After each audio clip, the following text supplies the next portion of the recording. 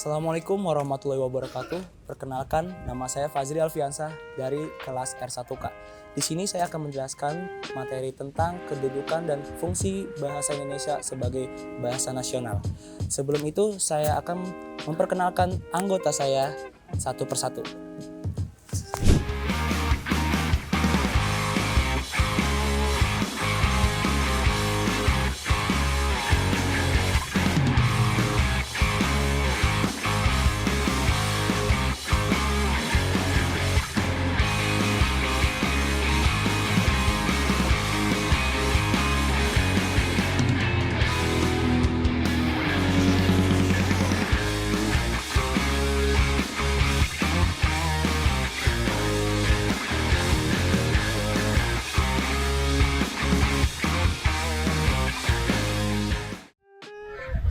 Bahasa Indonesia memiliki kedudukan dan fungsi yang penting sebagai bahasa nasional dan bahasa negara.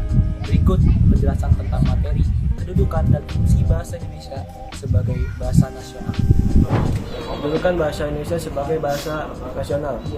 Bahasa Indonesia berfungsi sebagai lambang kebanggaan kebangsaan, lambang identitas nasional, alat perhubungan antara warga, antara daerah, dan antara budaya. Bahasa Indonesia merupakan salah satu komunikasi untuk masyarakat Indonesia antara suku dan budaya. Fungsi bahasa Indonesia sebagai bahasa nasional.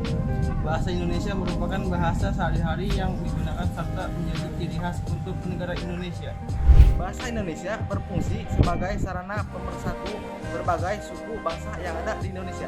Pentingnya pemahaman akan kedudukan dan fungsi bahasa Indonesia sebagai dasar jiwa nasionalisme.